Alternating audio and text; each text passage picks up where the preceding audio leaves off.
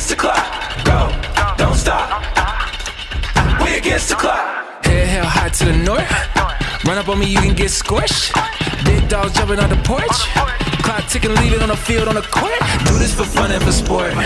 Team going long and you coming up short. Crossed up, make them touch the source. Ain't no turnovers, we hitting on fourth. Hey, what's up, everybody? Stephen Boyd, the Student Engagement Agent, where I help teachers transform their classrooms from struggling to soaring. Today, I want to talk to you about contagious teaching. There's a common narrative about teachers not teaching enough, not teaching with a strong degree of efficiency. Teachers don't teach basic skills anymore. And with reading and math scores being on the decline for the past 35 to 40 years, there's certainly cause and pause for an argument with respect to that. It's the teacher's fault that an 8th grade student can only read on the 1st grade level. It's the teacher's fault that maybe a student in 11th grade can do 6th grade math and on and on. And I get it. As an educator for now nearly 30 years, I've seen my share of deplorable test results. But I want to tell you that this is not always the case. In fact, the opposite is true. In this 30 years that I've been in education, I have seen my share of students that are in the office for one reason or another. And when you get ready to do the investigation, to talk to students about what happened and get down to the nitty gritty, if you will, the one question that I always ask is this: why did you do what you did? And this has been a consistent theme for now 15 of those 30 years as a school administrator. Students will say this consistently: I was just bored, so I was bored, so I hit the student on the head, or I decided to throw a piece of paper, or do something that was rather destructive. Well, the sentiment as relates to what I saw on a personal professional level seems to mirror what we see nationally. According to the U.S. News World Report, it suggests that students are bored in school nearly 1/3 to half of the time that they're in school. There's another survey among high school students who had dropped out. The reason for their dropping out was that they were bored. And while some people would assert that these students lack motivation or that they're lazy, experts seem to suggest to us that the opposite is true. In fact, they say that boredom is really a desire, an anticipation that goes unsatisfied. And that lack of satisfaction leads to wanting to sensitize or get into, qualifying that sensation and get into some mischief in some situations. So the question becomes this: how do we help teachers make their classrooms less boring? How do we help teachers increase engagement so they can increase achievement?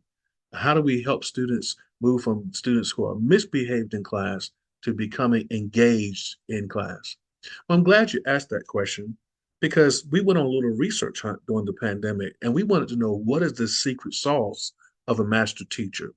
What was it that the teacher was doing that some of the teachers who were the bomb teachers, what we're calling contagious teachers, what was the it factor that they have? So one of the things that we did was we looked at observation and evaluation models. So what we wanted to see is, what are different states and districts asking teachers to do that will be exceptional and superior? And what we discovered is, no matter what state it came from, whether it's Vermont or Texas or New York City or California, much of the ask was the same, although the language was different. So even though the language was different, the ask was the same, what we started to do is compare and contrast those. And when we compare and contrast those, we started to put them in categories. And guess what we found? What we found is helping teachers to become these master teachers, these teachers, what we're calling contagious teachers, really came down to about 4 consistent practices. I want to talk to you about one of them that I think makes the biggest difference. The biggest difference is a teacher's ability to teach more by teaching less. Now, I know that sounds a little bit like an oxymoron, but what do I mean?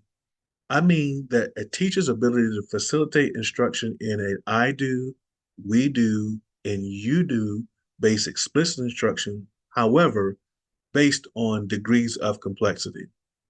Those degrees of complexity have to do with implementing what we call now the 4I formula.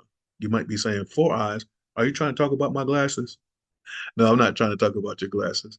I'm talking about 4 eyes that we discovered that if teachers did these 4 things in this section of our framework, they can move towards becoming that master teacher. Those 4 eyes are investigate, isolate, initiate, and impact. The investigation portion really has to do with the teacher looking at the content process standards that are in the unit, in the standards, and isolating exactly what students need to be able to know and be able to do. And then you went into the next phase, which is called isolate. Isolate now is we're asking the teacher to find out what is it that is at a very high degree level or a very complex level, very hard level, and then what's at a moderate level, and then what is a basic level. And to synthesize those in a way as I know what students will be able to do, but I'm going to section these off in these 3 degrees of complexity.